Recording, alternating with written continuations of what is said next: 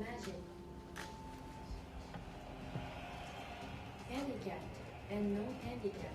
We all compete against one another on an equal basis. A barrier-free kiting society. We believe our innovations will contribute to materializing the barrier-free kiting society. The development of bionic designs such as prosthetic legs, robot suits, and etc. will support to recover the functionality of handicapped people.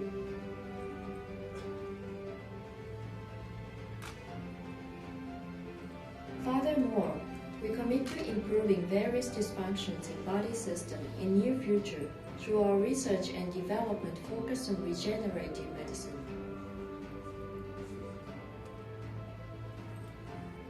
These innovations will assure a future where disabilities turn into individuality. Healthcare solutions are making an innovative leap forward today.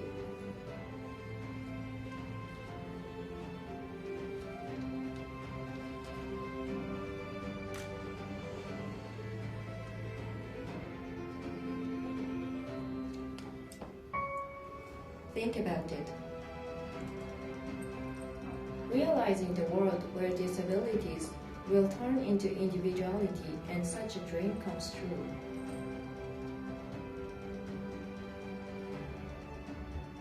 このスポーツ義足と出会ってからやっと自分の輝ける場所がなんか見つかったというか、東京パラリンピックで金メダルを 100m で取りたい。障害者スポーツと健常者のスポーツって結構しっかり分かれちゃってて、もう一つになれたらいいなって思います。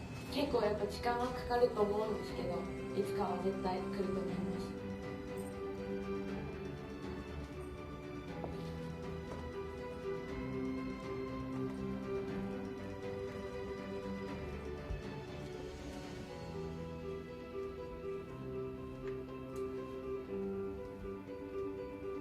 再生医療の問題、これもぜひ期待をしたいということ、普通のことだよとみんなが認めて自然に対応してくれるということは望ましいと思います。 Let's make changes. If we can change, it will be possible to create a high-tech future where no wall or boundary limits disabilities. Now is the time to move forward and realize a new world where disabilities are simply unique characteristic of an individual.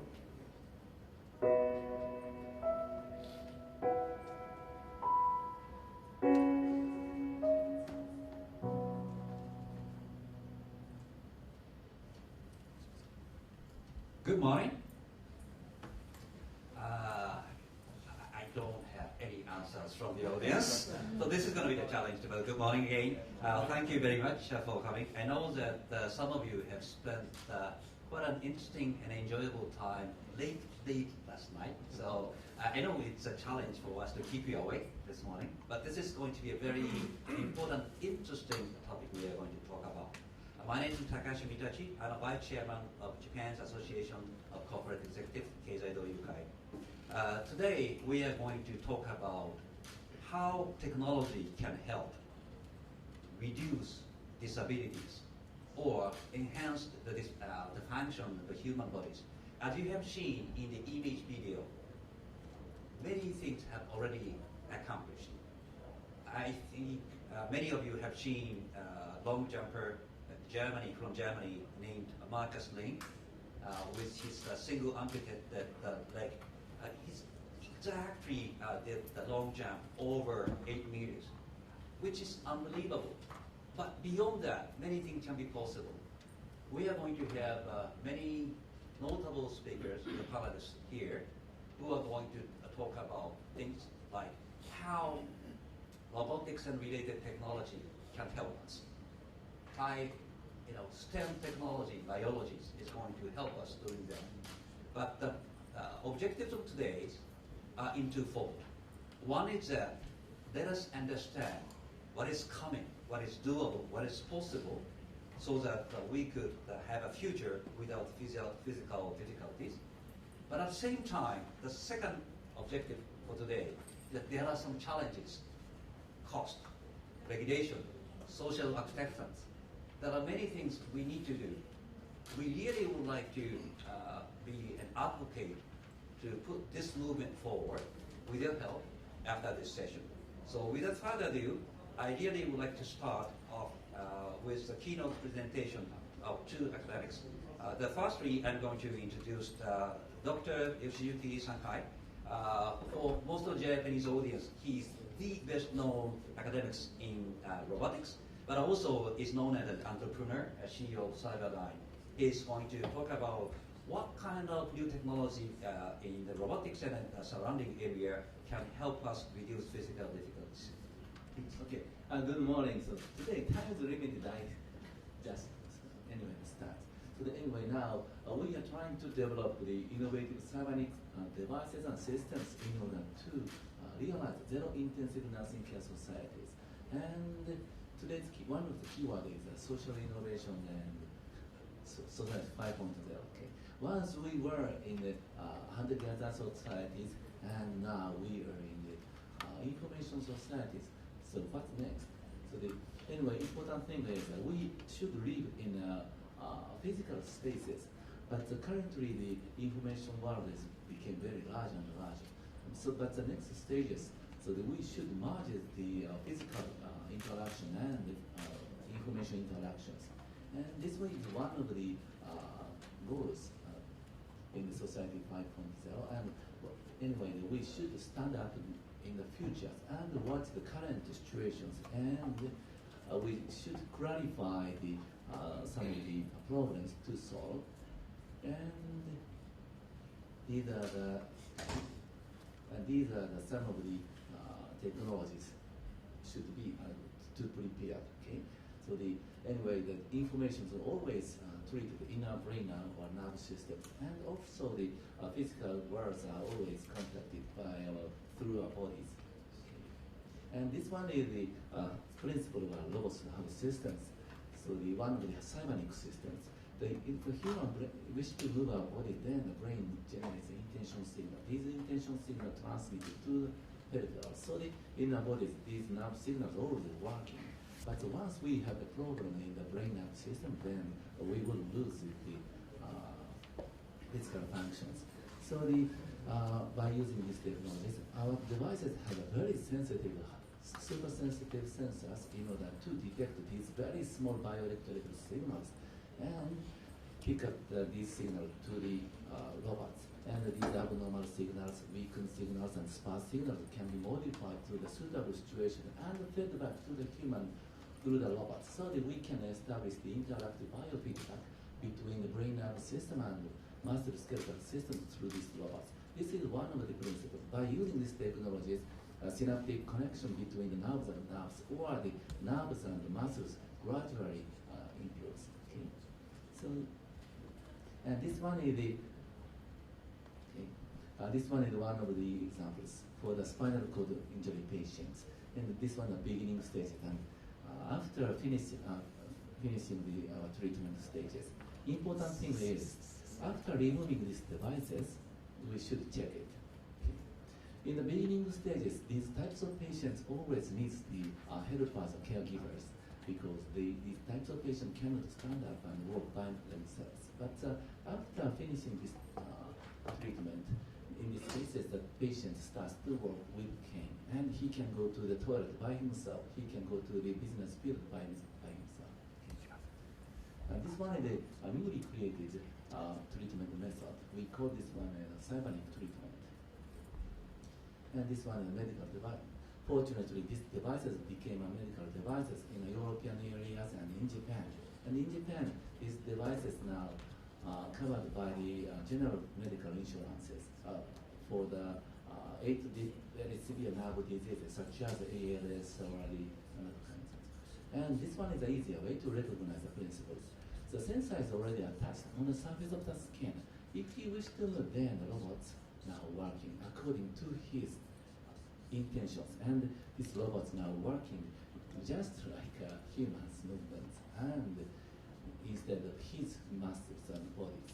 But most of the patient is different. Most of the patient loses the physical functions because of their brain function diseases. So I asked him, anyway, please generate very, very small intention signals here. So he tried it. Without the movements, this robot is now controlled. So the patients can, this device is attached on the patient's body, so even the patients really okay. And anyway, this one is some of the results, so examples. And brain function is always also changes to the abnormal idea situation to the suitable situations. And so the before and after we compare it. Anyway, we can promote the reconstruction of the connectomes, the connection of the brain. Okay. This one is another challenges, so to expand the nerve dendrites and so on. Okay. Anyway, one of the important challenges, we already prepared these cyber type robots, but the next steps, important thing is by these devices always needs the some of the nerve connections. However, by combining these technologies, Professor Dezawa maybe explain about these challenges. So anyway, we can create such kind of new innovative fields. Okay? Thank you so much. Thank you. Okay. Thank you, Sankai Sensei. I know Dr. Sankai can talk maybe hours on this one, and I sort of forced him to do it in 5 minutes. Sorry for that. Sorry. But from the amateur point of view, there are 3 layers. One is that there are hypersensor in its words, which is central to this technology. That sensor can detect the signals from the brain, and that signals can be utilized to move assisted robots to help paralyzed patients. But usually we know that that can be done, but the beauty of that is by leveraging this technology into the rehab and the recovery treatment, the actual abilities of the patient is going to be recovered by proper way of doing that. So this is the second stage. And as he mentioned, this can be linked or integrated with cell-based new biology and medicine, so that it is going to be more enhanced in terms of the recovery of the patients, if I understand right. So this is a great starting point for the next presentation from the Dr. Dezawa, who is a professor and chairperson of the Department of Stem Cell Biology, Graduate School of Medicine in Tohoku University, and a specialist for this type of technology. With a further view. Thank you for introduction. Now we have seen the very powerful tool that they can make those spinal cord injury patients to let them work. And I will next show you and would like to drive your attention onto the stem cell regenerative medicine. Now we recently found new cells that may provide a novel therapeutic concept based on both these natural repair systems. And this is very new kind of stem cells that we first reported in 2010 in Pruna's paper. And there are novel type of naturally existing pluripotent stem cells, like here, is bone marrow, his spleen, or other organs, and marked here. They are the natural existing stem cells. And because of this, they're not tumorigenic. This very important part. If the cells are with a high risk of tumorigenesis, that will not be able to expand in general clinical treatment. However, because mu cells are natural cells, they are with low risk of tumorigenesis. Now, because mu cells are able to generate nearly all kinds of cells based on their pluripotency here, like neurons or liver cells or even cardiomyocyte, they will be able to generate. So that many kind of diseases that will be listed here is actually the target of a mu cell treatment. Now, what we recently found is that mu cells normally reside in the bone marrow. They are mobilized into the peripheral blood. They become circulating, and then they finally distribute it to every organ, and then they contribute to daily minute repair of the body. You must think about the mu cells are very pluripotent. After they migrate and integrate into each tissue, they are able to generate skin or each kind of the cells that is compatible to each tissue. So they are actually systematic as well as systemic reparative stem cells that they are usually repairing our body daily. But if the damage is very devastating and very serious, then we need exogenous immune cells to be supplied, and that will be really powerful to repair our functions. For example, immune cells have a very specific properties. Once they are introduced into the venous, they will be able to home into the damaged tissue, and then they spontaneously differentiate into tissue compatible cells, and they finally repair tissue. For example, in case of kidney, they will differentiate into kidney cells. If they're in case of heart, they will differentiate into cardiomyocyte. So now what we're thinking is that a very simple and expedient the method is simply collect the immune cells from several organs, biomarkers or stress tolerancy. The pink is mules and brown is other kind of control stem cells. Now they are simply supplied into the bloodstream and they will circulate, right? Because immune cells have the receptors to perceive where the damaged site is, they can tell where is the work site, where is the burn site, okay? And then they settle there. If that is liver, they will spontaneously differentiate into liver cell. If this is a case of cardiomyocyte infarction, and they will settle to the tissue, and then they spontaneously differentiate into cardiomyocyte to repair the hurt tissue. If this is a case of stroke, they will home there, and then they will tell what the microenvironment is. And then they spontaneously differentiate into neurons to repair the neuronal circuit. So that after this, the animals, or maybe perhaps us, will get back our lost functions. Now this is an example of the rat which received the immune cell transplantation collected from human dermis. Okay. Now before transplantation, the animals had paralysis, suffer from the stroke, so he or she may not able to walk a very narrow bar, right? They're just grasping. But 3 months later, receiving human dermal derived immune cells, the rat worked very nicely, and his or her functions well recovered. Maybe you may see that. But however, even at the same turn, the control cell did not yield these kind of good recovery, and even at the 3 months, the rat animals were still not able to walk through the narrow path. Now, immune cells enable the simplest approach in regenerative medicine, which we think is very innovative. Now, currently, the immune cell preparation is underway to establishment by Clio Company, which is subsidiary of the Life Science Institute and one of the group members of Mitsubishi Chemical Holdings. Now, the donor will provide either bone marrow, fat, or umbilical cord, which is source of the immune cells. They collect them and then simply supply to the patient by intravenous drip. There are no need for surgery. There are no need for really, miserable opening the tissues or something like that. It's not, those complex approaches are not needed. And the patient with liver or stroke or myocardial infarction or renal failure will be the target of the immune cell treatment. So I would like to finally close my talk that immune cells are naturally existing reparative stem cells, and because of this, they may open the door to next generation medical care compatible with the body's natural repair system, which do not rely on artificial gene introduction or manipulations. Thank you for your attention.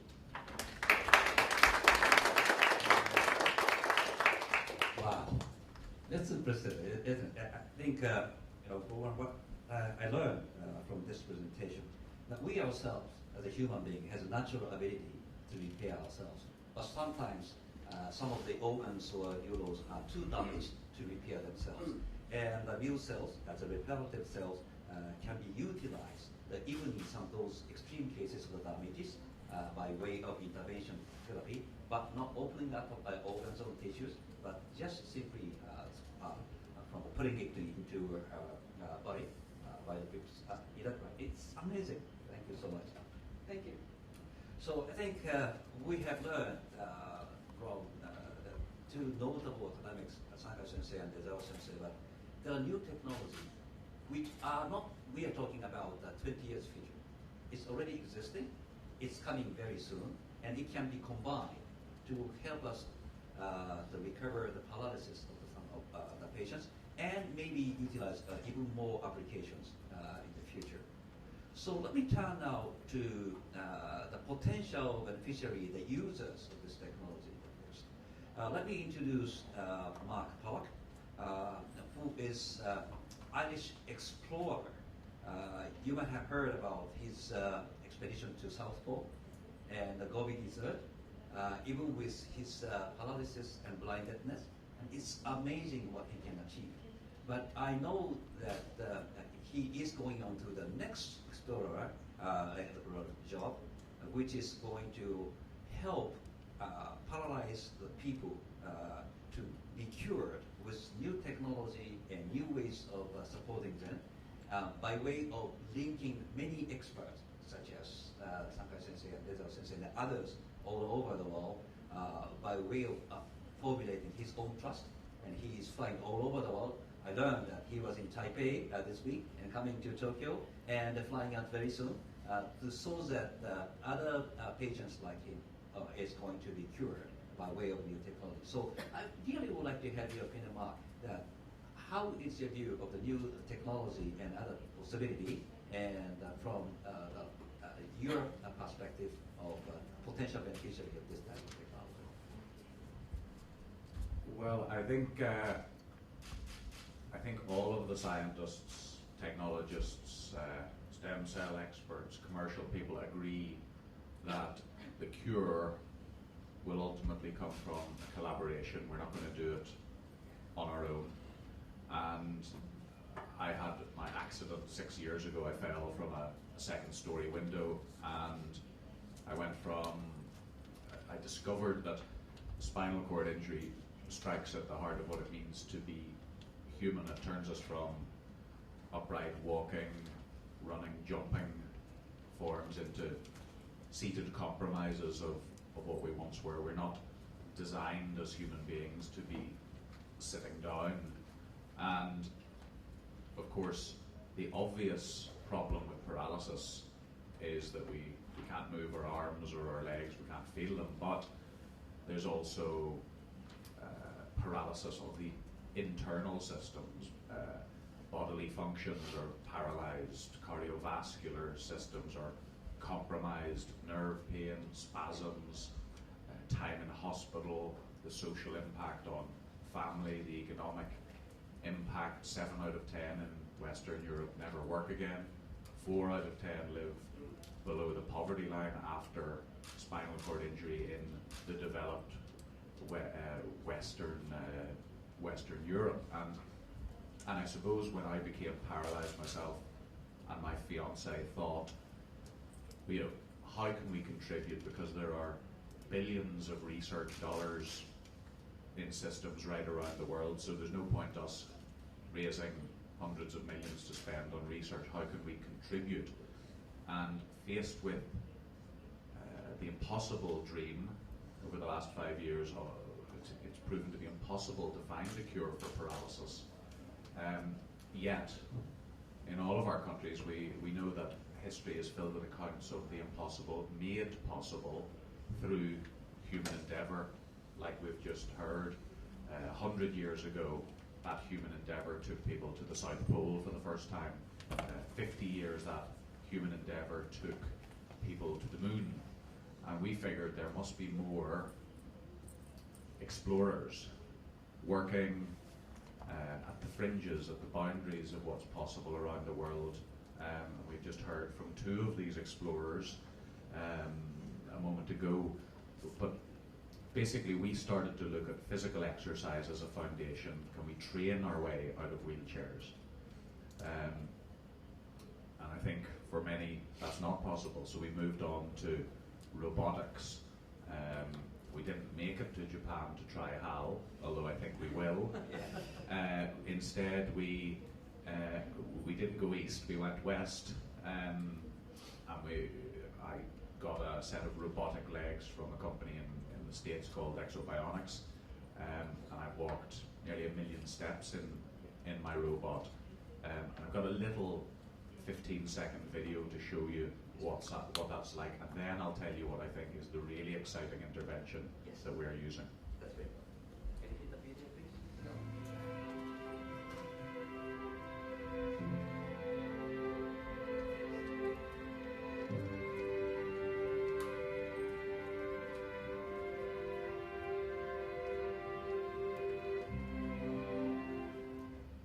So just to make my final remarks, physical exercise, it's unlikely we'll train our way out of catastrophic injury. As we already heard, it's unlikely that the robot on its own is going to fix the problem. So we have been working with a spin-out company from UCLA in Los Angeles using electrical stimulation of the spine to supercharge the nervous system. And when I walk in my robot, I can now join in as my muscles do more, the robot dynamically does less. As I do more, the robot does less. So we're physical exercise, robotics, electrical stimulation. We'll have some of your stem cells when they're ready. We'll have some pharmacology when it's ready. We'll have other biological interventions when that's ready. But I think this is the really interesting point from a Japanese perspective, which may be the world's leading aging population experiment. As a paralyzed person, I'm simply a young, old person, because whenever we fix Alzheimer's and all of the brain problems, we're going to have compromised bodies for all of us sitting in the room as old people, and we're going to need all of these interventions just to be able to keep living in our old age. So I'll pause there rather than taking over the entire session. Well, thank you. It's amazing. You started with that the paralysis is a social issue rather than individual issues. Not only because of the cost related to the medication and the cure, but the lost potential opportunity for those can contribute a lot to the economy and the society. And if we could do something to that, then we can have clearly better future as a society. But also, you mentioned that it's really related to the aging. Some sort of, let's say, dysfunction similar to the minor paralysis is going to happen quite the majority of us sooner or later. And Japan is, let's say, it's the lead runner in terms of getting aged right now.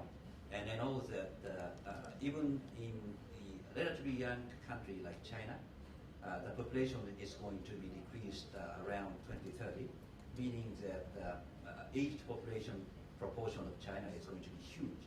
So it's a global issue sooner or later. So we need to work on right now how we can really, let's say, extract the possibility of those paralyzed to contribute to the society. But the key point you mentioned again, the second point is collaboration. And no single technology or no single disciplinary can cure everything. So we need to have a system. We know that, sorry for the academics, many academics are siloed. Right? They are experts in their silos. But only by providing these themes, which are globally changing themes, they can really collaborate with each other so that the clear solutions are coming.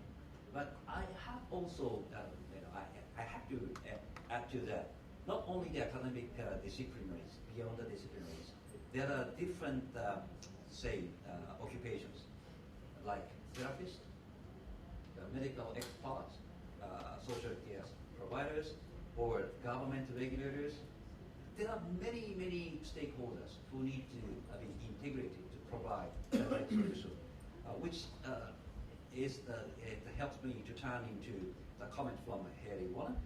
Ms. Warren is a founder of Halo Medical Devices, so entrepreneur and young global leader of web.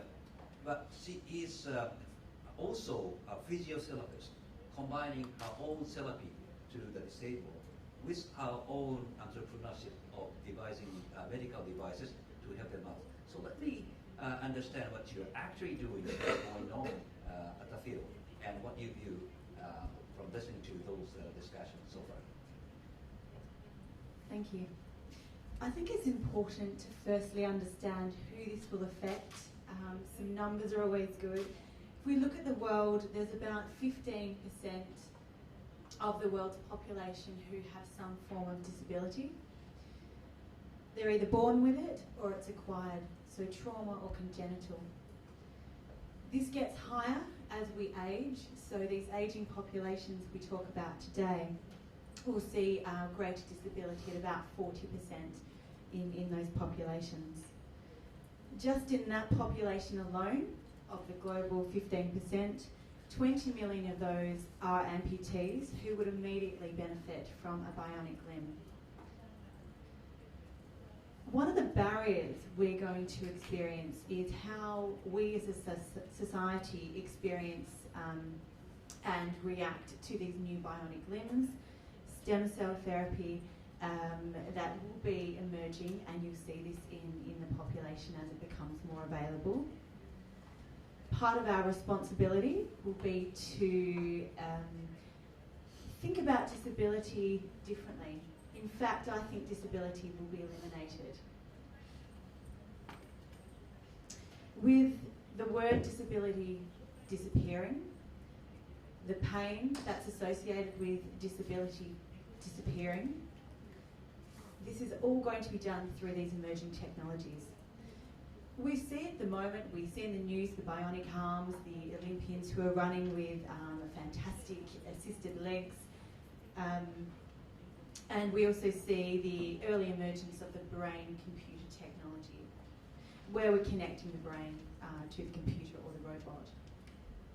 We're seeing the exoskeletons, and I think what we're seeing now, it's only going to transform. We will be seeing transhumans if you like. So the combination of robots and humans. What we're seeing now are the externally applied limbs.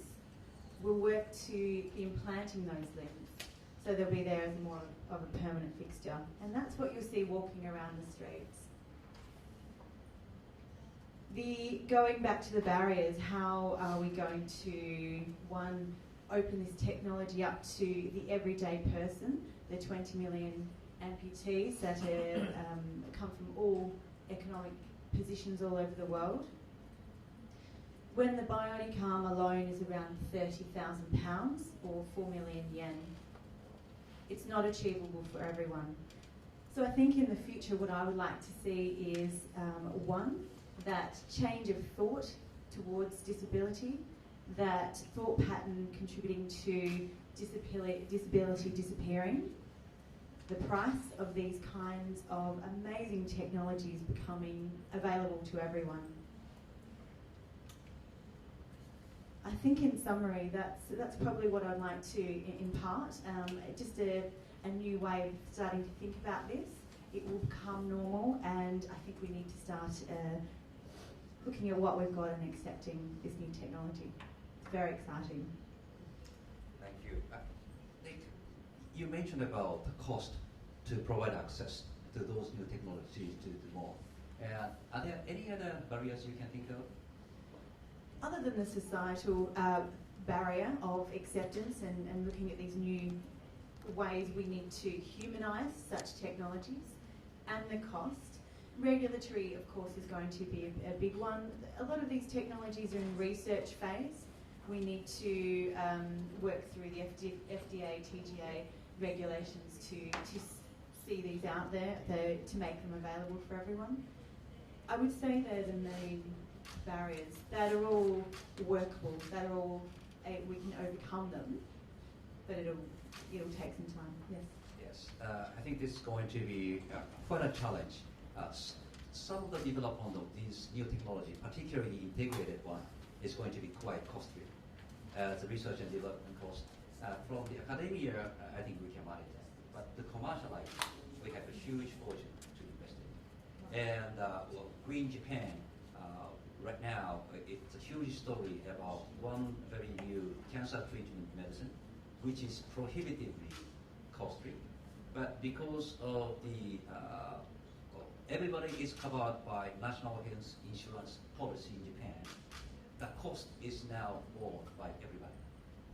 So in order to sort of help support business side to really commercialize this, to provide access, we need to think about who is going to bear the cost so that accessibility is high. So I really would like to ask Kiso-san, who has been helping television and trying to link this to the commercial business, commercially viable business proposition.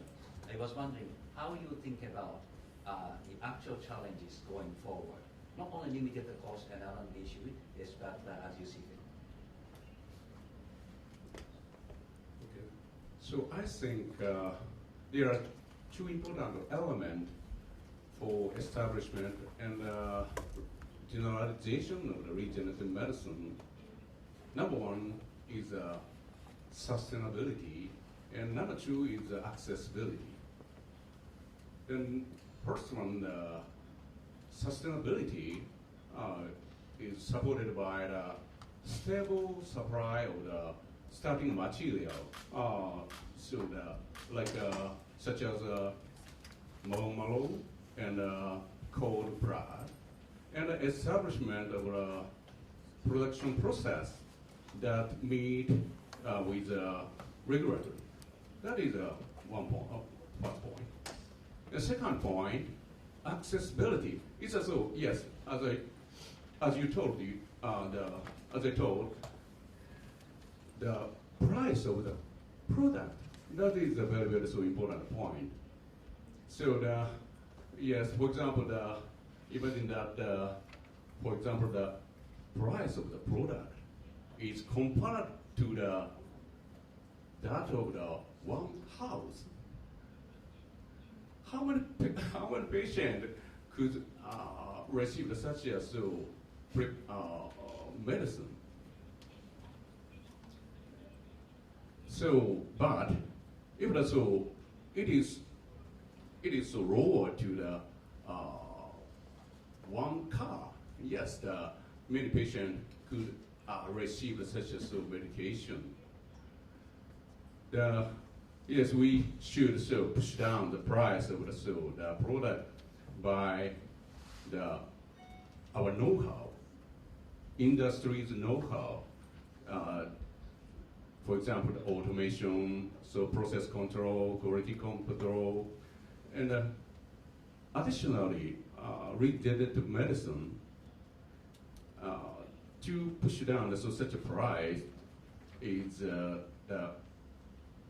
allogenicity.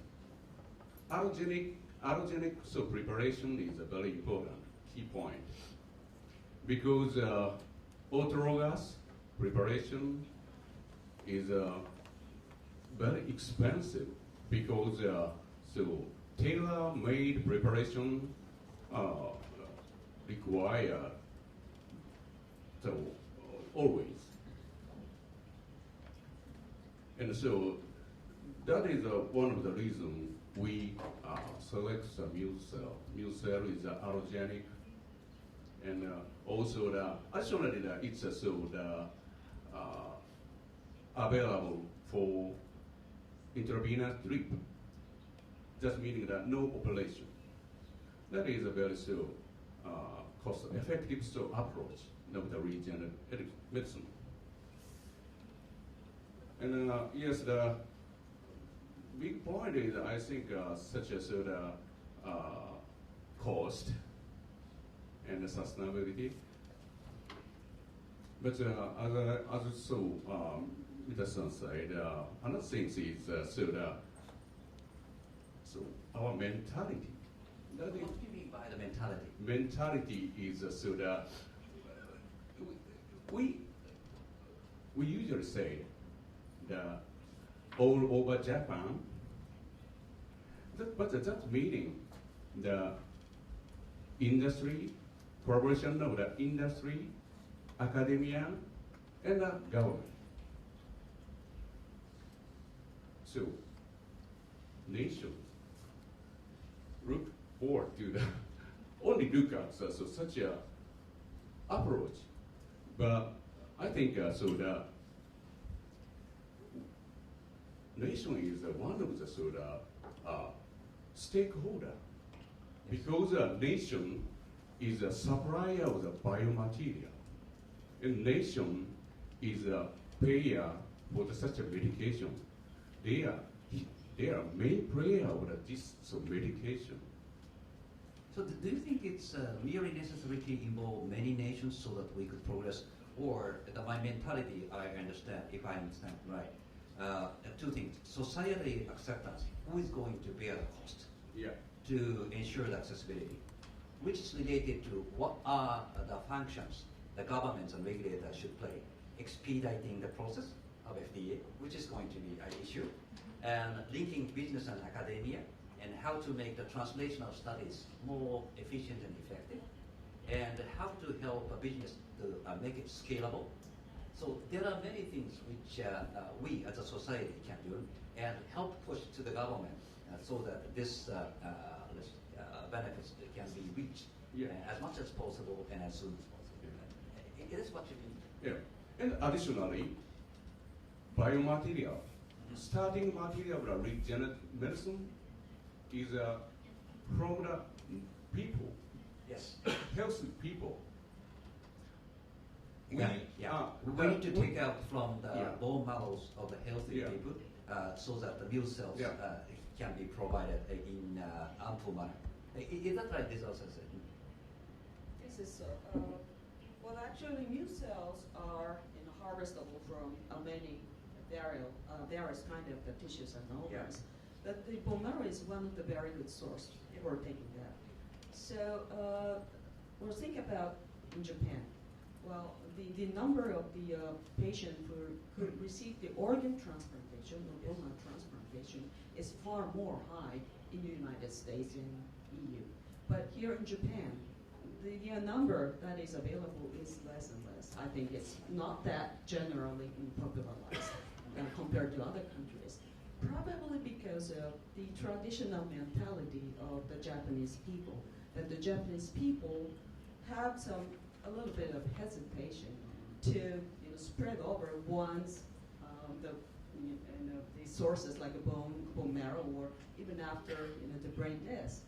The number of the people who willingly to accept distribute their organ to the patient is still not much there. So that we have to accept the fact that there are many people suffering from diseases as well as from aging, and if the people are more positive and generally becoming positive to provide one's bone marrow or other sources, and I think that will be facilitate and promote and advance the progression of regenerative medicine, and that will actualize very powerfully in this country as well. So we talked about the possibilities and great dream of what can be done, and I think everybody in the room is going to agree that this is a nice. But beyond that layer, there are certain barriers. Not only the cost, but the mentality, as you mentioned, Kiso-san, that the people that, hey, am I going to provide my bone marrow to help expedite this process? This is kind of a psychological barrier. And to the government, are we going to force some of the healthy people to provide those ingredients so that the others are going to be? I think there are many things we need to discuss in pretty much in this level of granularity so that we really understand what are the barriers. So Mark, in your global tour of talking to many people, do you think are there any cultural differences also of acceptance of this sort, or sort of a tendency to try to get collaborated throughout the society to move it forward? In the scale of 0 to 10, maybe there are some differences in the world where people are more active, proactive, where people are less active, proactive. I mean, there are no doubt there are cultural differences, different governance, different risk appetites when we're trying to solve these problems, different regulation and so on and so forth. There's difference right around the world. Where there is no difference is whenever someone has a catastrophic injury and they're lying in their house without care, without support, in pain, without the solutions. The patient, the humanity of these issues is common throughout the world. So I think the challenge that we're really talking about here, regardless of cultural differences as we attempt to solve the problem, is we must keep the patient in mind. We must keep the patient family in mind whenever we're talking about these subjects. I suppose what I have found very interesting as I've gone on this learning journey is that the government and philanthropic foundations who fund science, we need that to get the great research to a point where it's ready to move into the clinic. We then go from that government and philanthropic funding, and we expect this brilliant researchers, these incredible scientists, to operate like the most accomplished business people with venture capital companies, expecting incredible business people to come straight out of universities and get a return in 3 years of multiple times on their investment. And I think what we need is some space in the middle. Venture philanthropy is one example where we need the skills and expectation of business people with the expertise and support of governmental and philanthropic organizations to move from the research area into the clinic. And it is what I have discovered around the world, it is a minor miracle that companies and products like HAL make it from the research context into the clinic, and it must not be a minor miracle anymore. We must support these brilliant scientists to get to the patients. Great. So the two things you mentioned, that regardless of the culture, religion, or other social attributes, if we put really patients first, there are things we could do to mobilize that. But in the one part that you mentioned actually is practically investment and money, where we can collect the money and utilize it in the most effective and efficient way, including minor miracle, HAL, and BioCell. So I really would like to open up to the floor for the questioners. The first one, if it's allowed, I would like to call Tominaga Sensei, who is a practitioner of specialist in stroke and others also, but trying to put this kind of technology into the real treatment of cancers. How do you view the challenges and the future of this one? In Japanese, okay? 両語ですいませんが、先ほど木曽先生がおっしゃった企業としてサステナビリティとそれからアクセシビリティが非常に大事だという話で、我々アカデミアからするとこういった新しい技術の開発に加わることはできるかもしれませんが、やはり企業の方には非常に高い品質の製品を広く臨床現場に届けてほしいというのが我々の企業の方にお願いするところで、これから日本は先ほどもありましたけども、世界の高齢化社会のモデルでございまして、今後一番増える都市圏の医療圏で最も増える疾患は肺炎と脳卒中でございまして、ご承知のように、がんとか心臓病よりもはるかに増えるんですが、それは高齢化になってから高齢化社会に伴ってということですが、で一番65歳以上で寝たきりの一番大きい原因はやはり脳卒中ですから、そうしますと手足が動かないということが非常に何て言いますか、健康寿命を短くしているということで、そういった中で今後こういった出澤先生がおっしゃるような本来のリペアシステムとして人間が持っている中で、それをエンハンスする形でその手足の動きを良くしてやるということは、もう一つはですね、やはり医療経済の非常に大きいと思います。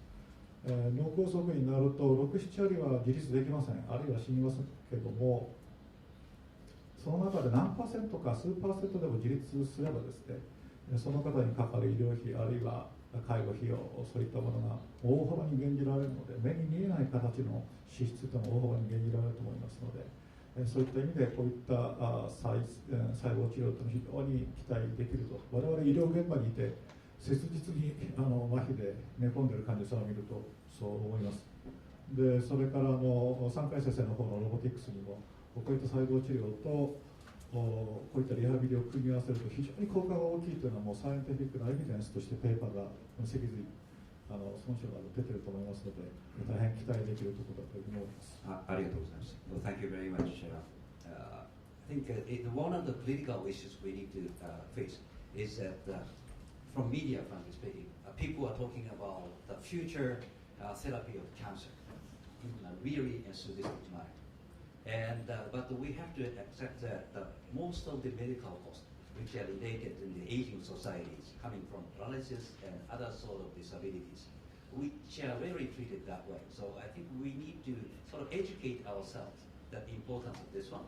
The advance of this type of technology and as the right research from Sensei to make it scalable and accessible, as Kiso-san started out saying, is very important for the society. Any other comments from the floor? Any questions to somebody? Maybe this one.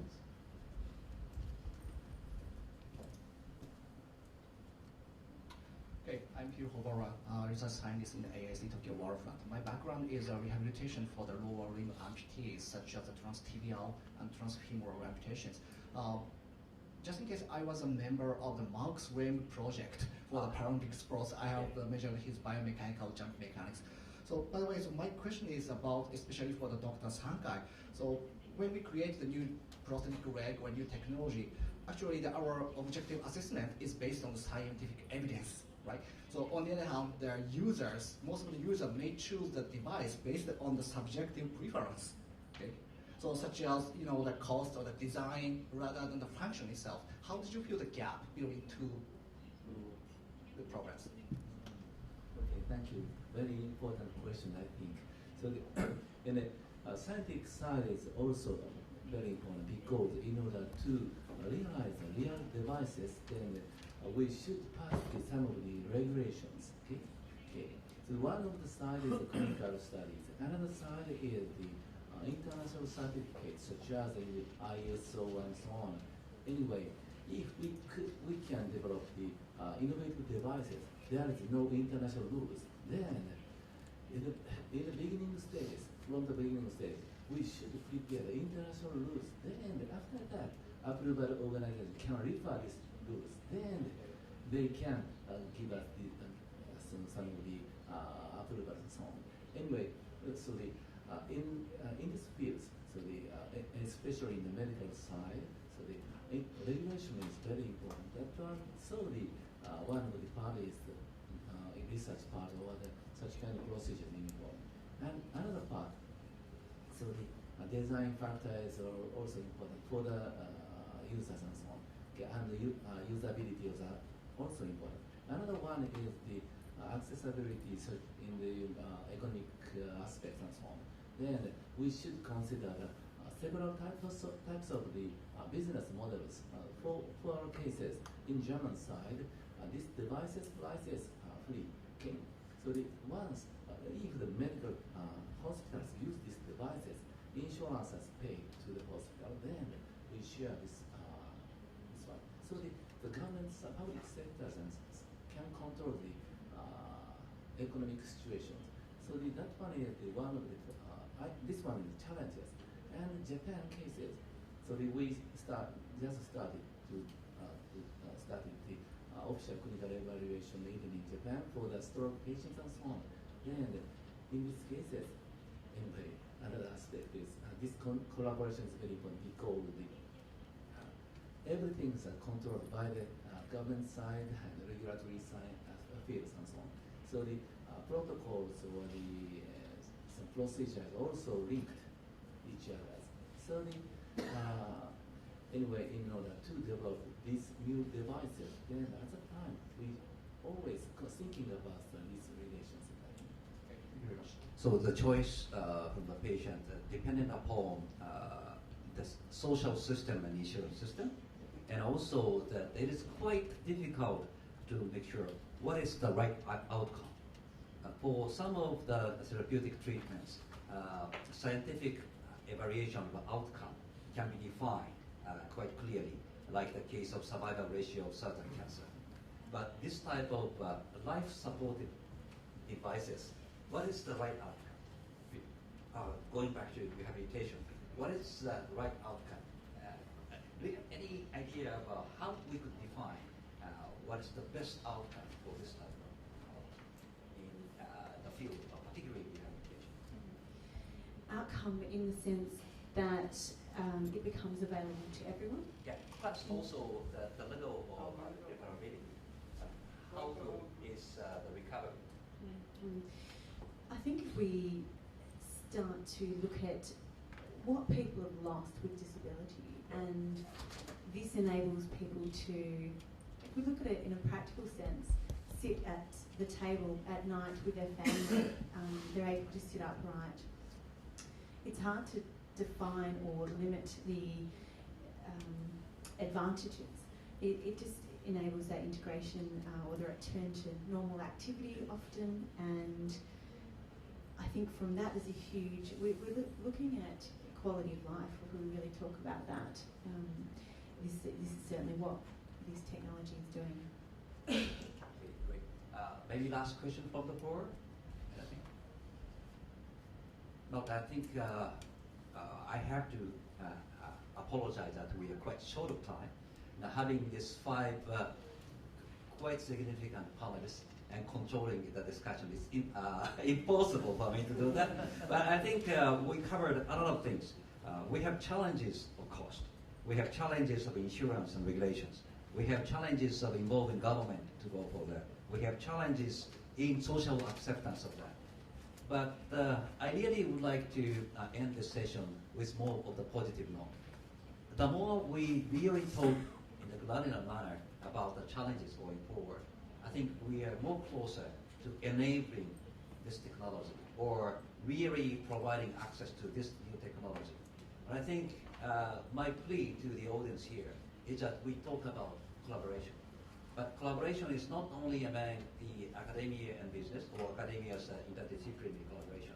It's really collaboration with many of the advocates of this one to mobilize this to the insurers, to mobilize this to the government, to mobilize to the regulators so that we could get the FDA approval as early as possible.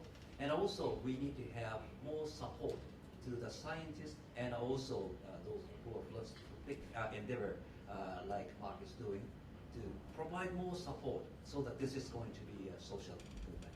I really would like to thank you for your audience and for the participation, and please provide big applause to them and panelists. Okay, thank you.